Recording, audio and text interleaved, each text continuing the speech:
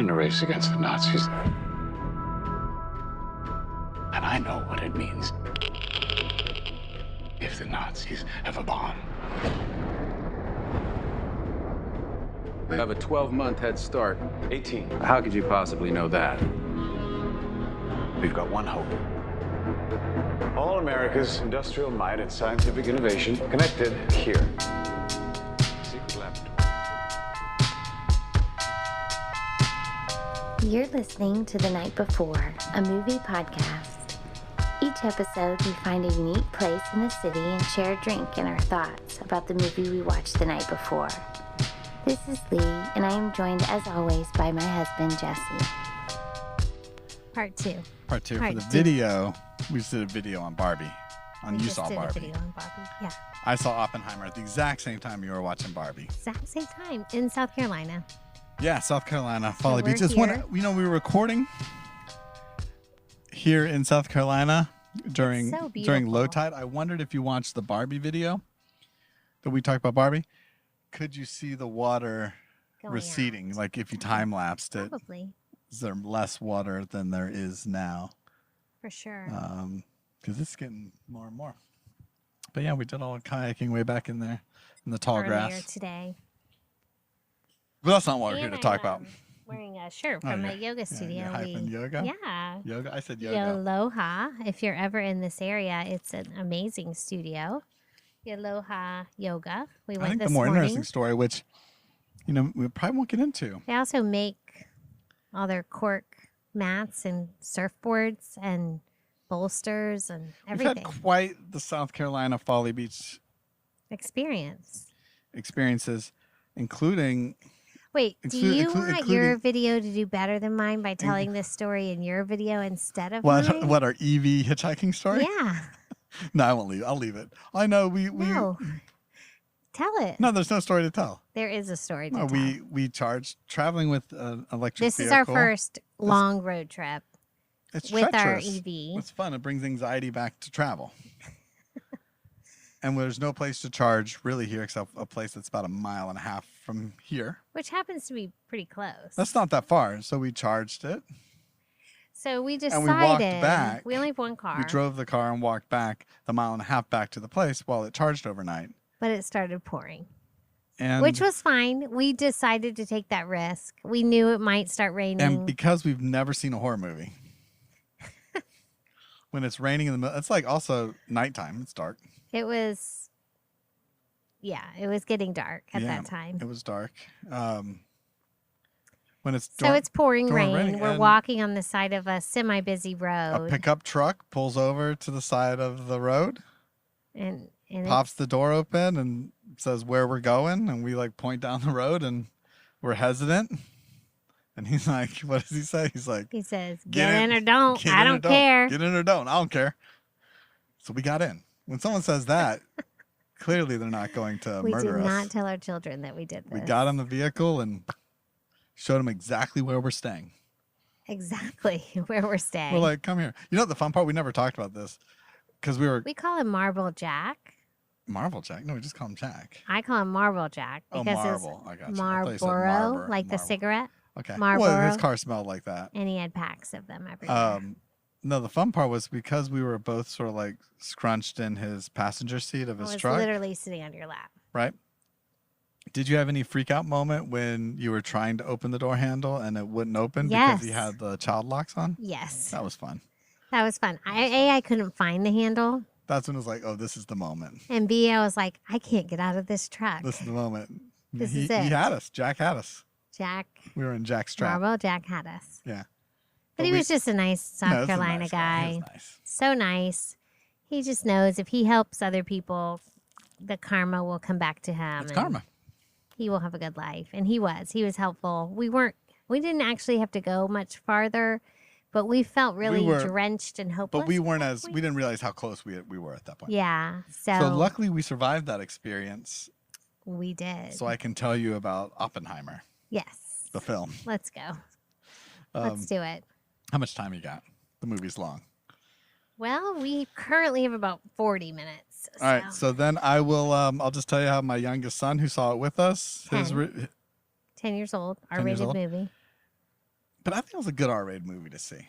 I mean, I did my due no one's diligence. judging you. I looked it up a bit to see if there was anything too adult in there, and it really wasn't. Besides the boobs. There was a little bit of nudity, but nothing. Oh wait, the full frontal. No, but that was the thing. That's internet I'm just kidding. hype. I'm trying It didn't happen. I'm trying to get at you. I would have been. Just I would have been down. It didn't happen. kidding. It didn't happen. That was internet hype. So I was like, "Sorry, son. The internet lied again. The internet finally got something wrong." No, I think you cultivate movies well for kids to see, to kind of enter them into that You do. zone And of this is the thing. It's a this heavy is movie. okay. His Yeah. review: Big bomb goes boom. Big bomb goes boom. Put that on the thing. Big bomb goes boom. But here's the interesting thing about Oppenheimer. The big bomb goes boom is a tiny little part of that film. Okay. Like maybe 15 minutes. You know, not even less than the promised full frontal that never appeared. Much like the trailer talks about it's all about this bomb, right? We're making the bomb, or doing the bomb, or testing the bomb, or dropping the bomb, right? I'm going to say, thankfully, it's not that movie. Okay, that's good. That lands, I'll say pun intended, that lands like kind of directly in the middle of the film, the bomb part. Okay. I think that might be Jack's truck, but it's okay. It'd be great if it was. Jack's on his way. If he wants to pop in and be on the podcast, go ahead. he's more than welcome. Here's my conundrum. Kind of like Barbie, you're thinking about all the people going in to see Barbie. I'm sitting in a theater that's packed. It's a 2:00, 2:50 showing. At kind of a not so great theater. It's funny how nowadays just stadium seating is like not great. Not great. It's Oh. like, there's no recline seats. I didn't even talk about my theater experience. What's funny, on the theater experience, Oh there's my another God. podcast I listen to. I'm going to give a shout out, this movie reserved seating Okay. YouTube podcast.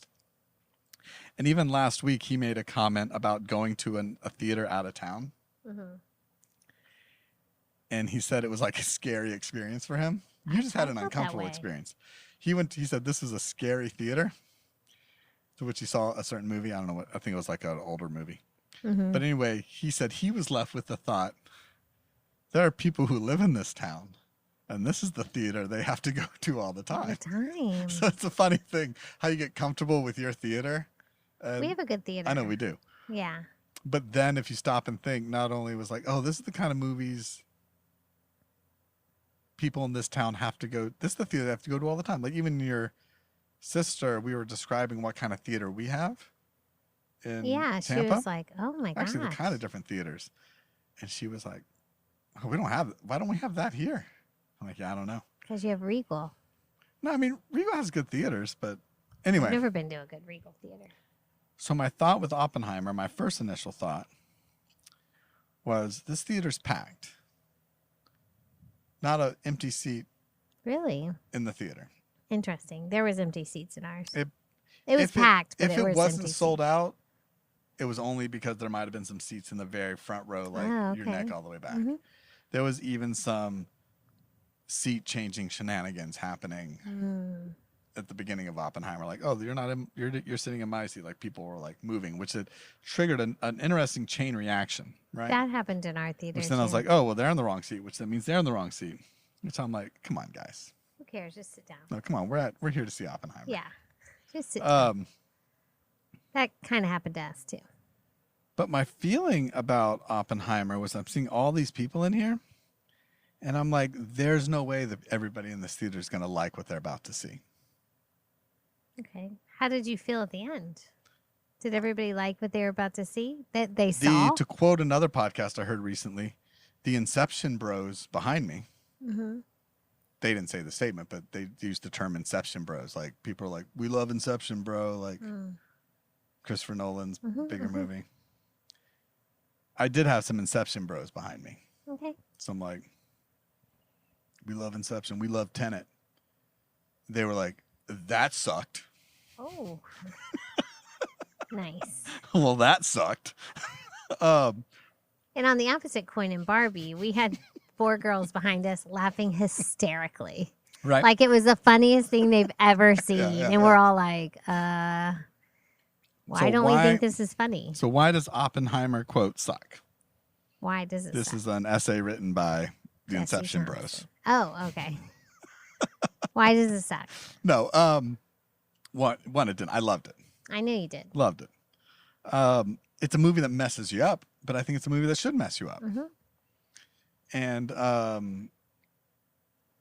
because it ends with a lot heavy. It's a heavy movie, but Well, a bomb goes off. That's heavy. it's the atomic bomb. Yeah, the atomic bomb goes off. Responsible for the death of hundreds of thousands of So Japanese that's heavy. people. It should be heavy. It should mess you up. Yeah. If it doesn't, then it's not being. The movie's 3 hours long. Mm-hmm. I'll tell you all the reasons why you shouldn't see it, but these are also the reasons why one should see it, right? Okay. And even the Inception Bros, maybe they'll come around.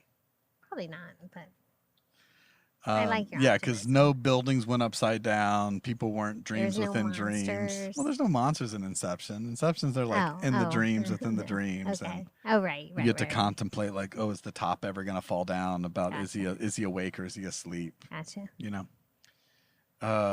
some real big questions. Inception's a great movie. I'm not trying to knock it, right?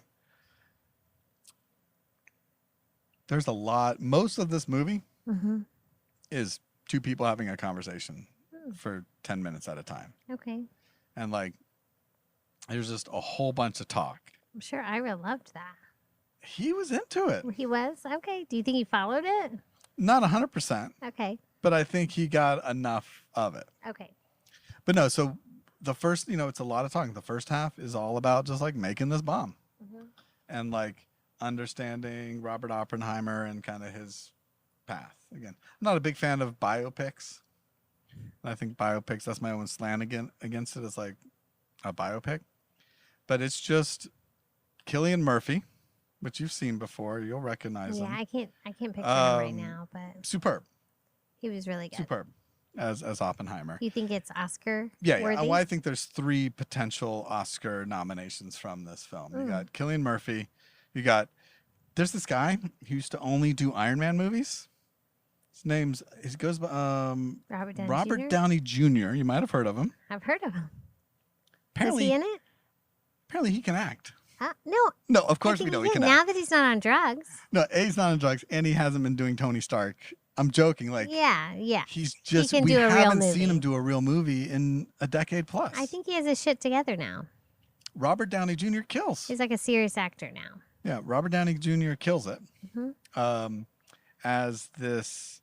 That doesn't surprise me. Yeah. He doesn't play the villain because it's funny. I turned to my oldest son and I was like, oh, Robert Downey Jr. is the villain. That's why I said the joke, like, Tony Stark's the bad guy this time. And he's like, well, actually, he was not the bad guy. Like, because it's true. The movie, even with Oppenheimer, Cillian Murphy's performance, everything swims in the gray. Like, they're not saying, is Murphy good guy? Is he a bad guy? Because he creates this weapon of mass destruction. Is it a weapon of peace? Is it a weapon of destruction? He made this thing, but he got so caught up in making it that if they could make it, didn't realize the impact it might have on the world. And that when you make a thing, like, can you wash your hands of that responsibility? Like, is all Like, 'cause those he kept- people's lives your Well, he kept saying, responsibility like, or not? Yeah. We made it. It's not our job to worry about what people do with it. Right? Truman, a character playing, Harry S. Truman's in it, the president. And he even has a line later that says, like, they don't care about who made it. They just care about who dropped it. I dropped it. So Robert Downey Jr. is great. Cillian Murphy's great. Emily Blunt, who plays Oppenheimer's wife. She kills it.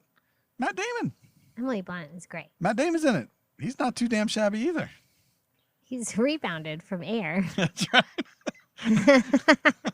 Look at it. We said he was just being... Poor Matt Damon in we Air. said I he kind of was- felt sorry for him in Air. I was like, is this what you're doing now? We did it. Like, I love We Matt signed Damon. Michael Jordan. I love Matt Damon. And I like Ben Affleck. But I did No, not. we already said, like Ben Affleck what? stole Is that the what show we're in there. doing? Yeah. Matt Damon was just being Matt Damon.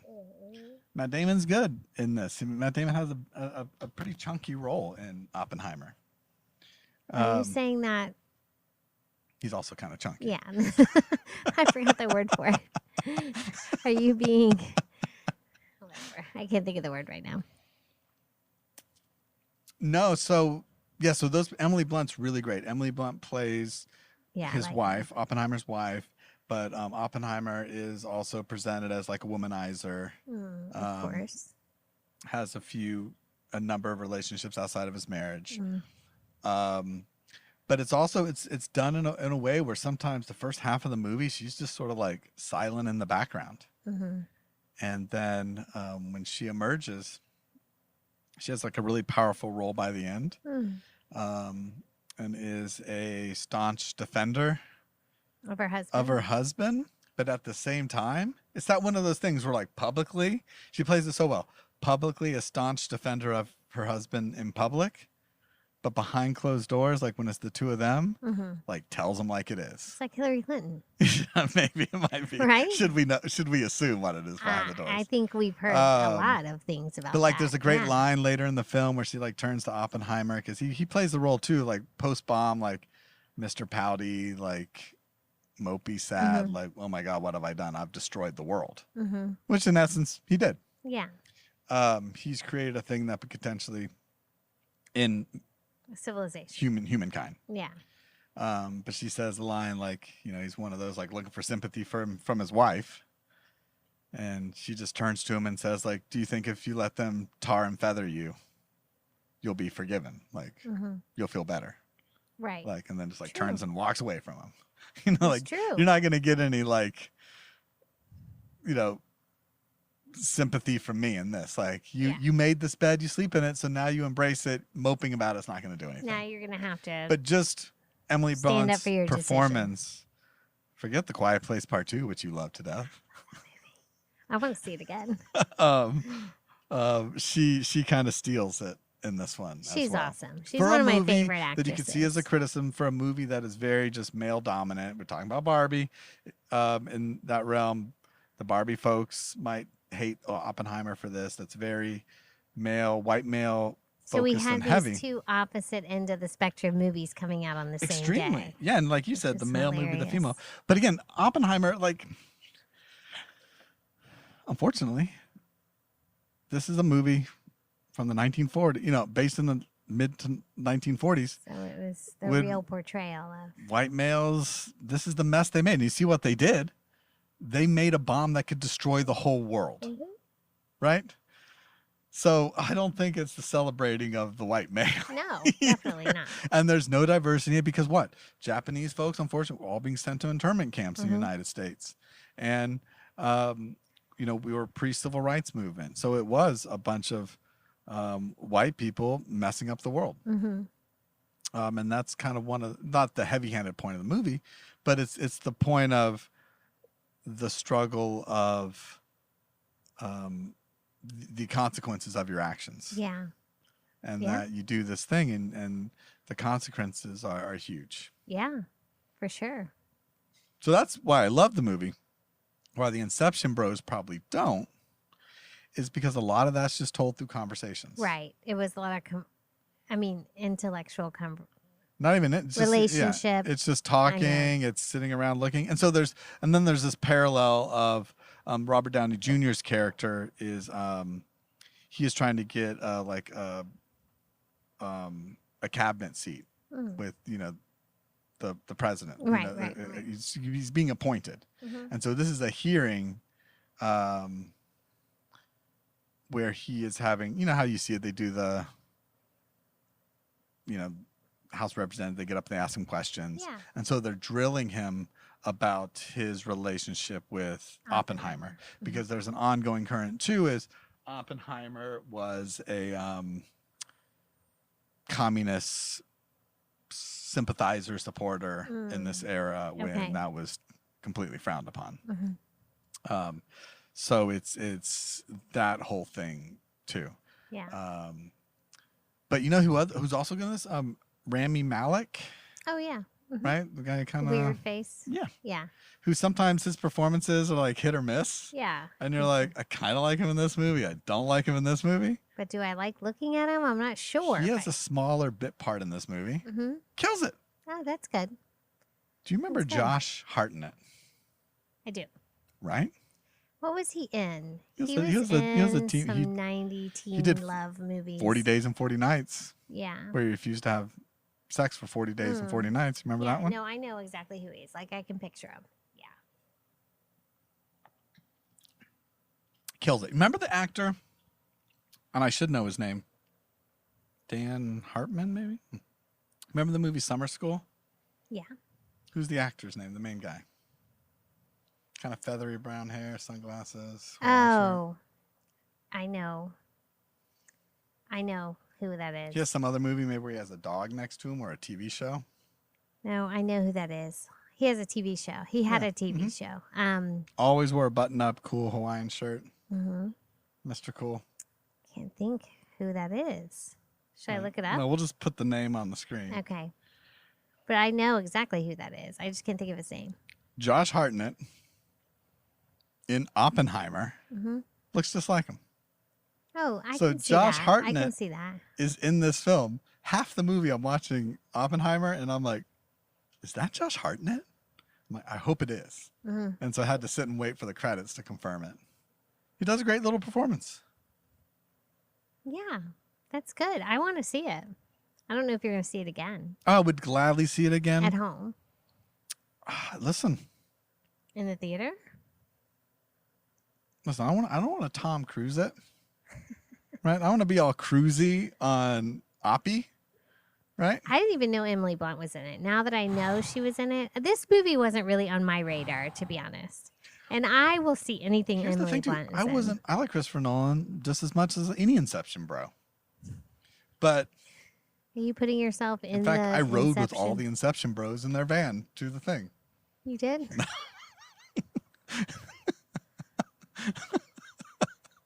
Unless you're calling your children your Inception bros. No. I was like, they were like, that sucked. And I turned around and gave them high fives. All of them. And then we bumped bellies. And then you cheers PBRs. Yeah.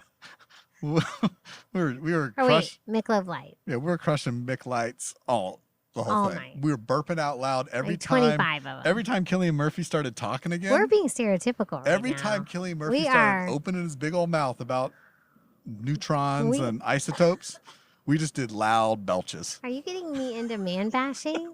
Is my husband man bashing right now? No, because there was also, it's funny, there's also a lot of elderly people in there. Because they were alive. Yeah, this was their. That's what my oldest son said. He's like, I guess they were alive when it happened. I'm like, probably not. But they were young enough to know What was happening? That was happening. Yeah. Or they were born, they were children. Yeah, in the 40s? Yeah. No, I don't want to get all cruisy on Oppie here. But, and there's really, except for You don't want to get all cruisy on Oppie. Oppenheimer. I know. Okay. I just had to restate that I statement. don't want to get all Like, cruisy on Oppie here, but, and I say that because of the whole Top Gun Maverick, like, thanks for coming to the movies. Oh, yeah. We made this happen, right? The pre-Maverick. Pre-Tom Cruise talk. Tom Cruise talk. Pep talk. The no one's seeing Mission Impossible, whatever it is, part 1. I'm going to personally thank you for coming to this movie. Yeah. No, she's like, now please go see my Mission Impossible movies. I made 2 of them. Yeah. No one went to go see them this weekend. No. Cruising on Oppie.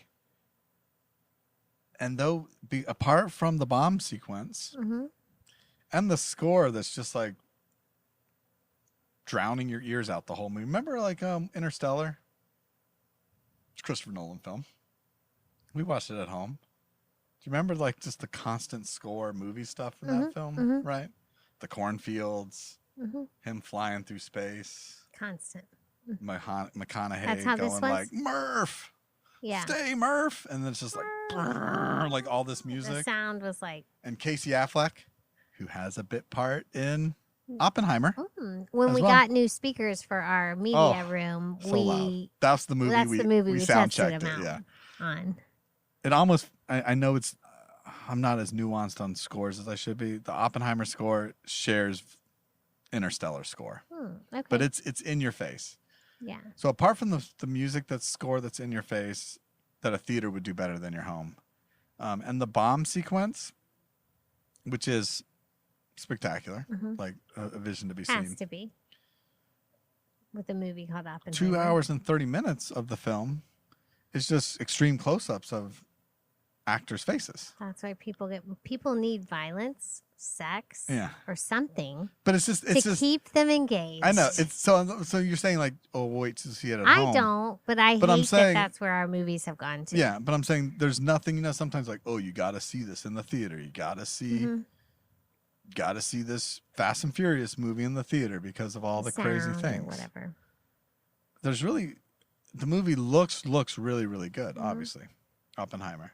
But I think the theater definitely, seeing this on as big a screen as possible, being engrossed in it, even though it is 80 to 90% dialogue, is the way to see Oppenheimer. Okay. So I would see it again, but I would see it on a big screen again. Maybe we'll go back. Yeah. To our comfy theater. Or maybe we try to see it on IMAX. It was shot on IMAX film. But then are we just getting into the hype? Probably. We got into the hype. We went opening weekend to Oppie and Barbie. Yeah, whatever it's called. Bobby and Oppie fall in love. It's like Barbenheimer, I think that people are calling it. Oppenheimer. No, it's like Barbenheimer. Yeah, I get it. Oh. Yeah, I'm just messing with you. I think they should have went cruisy for Oppie. Well, so anyway, I'll go see it. Oppenheimer's good. I can understand why people would say it was terrible or boring. Have a lot of people said that?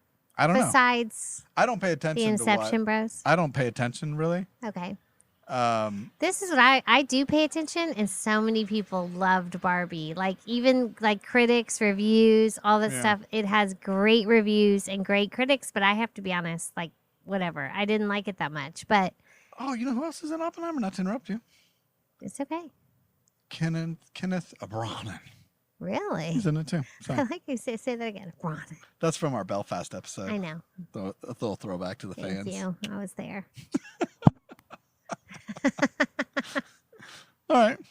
All right. So I mean, again, I think you drank some of my sour. I know, but we're not showing yet. But sorry to like gush on Oppenheimer. No, it's okay. You know what? I enjoyed my experience at Barbie because I was with some people that I love dearly. Here's the thing, and that's really all that mattered to me at that moment. So I'm fine with it. I don't want to be an Oppie bro, an Oppie obsessor. Well, bro couldn't be never used to describe you. So no, an Oppie nerd. Oppie nerd. Nerd is a better word than bro for you when you end a movie. Well, no, because Inception, bro, is it's a derogatory term. No, I get meant to insinuate that they don't get why the movie. It is derogatory. Why the movie really is good. And their conversations probably did lead you to believe that in them. That sucked. Well, that sucked. No reflection. Like, I'm not going to even think about this for a minute. The movie ends, again. There were no boobs. Nothing blew up. No, there were plenty of boobs. Bloobs? There were plenty of boobs, and things blew up. Oh, okay. But what I'm saying is, no moment to even sit and reflect for a minute. Let me think about this. It ends with giving you the thought of, like, the futility of existence. Our one little spot, things, honey. They're not thinking of things. Our one little, that we are a tiny little thing on a huge expanding universe. Mm-hmm. That we are truly insignificant in nothing. Right. But yet, one human being leading a team. It wasn't him by himself. Potentially, could have ended the world. We still could end the world based on this invention. True. And carrying that weight with you. Yeah. For the rest of your life. Like the personal kind of. Sort of ends you in that headspace. It's not a positive, feel-good place. Well, some people don't like to think too much about instead stuff of like that. Thinking for a minute, you go, well, that sucked. Some Which people I guess, want you know to what? think their existence I is take it huge. all back. That does suck. It does suck. So you know what? It 100% sucks. The Inception Boys, which Are I'll go right. from bros to boys. The Inception Boys got it right on this one. That does suck. It does suck. Yes. And with that, I'll cheers you. Cheers. And bye. Bye.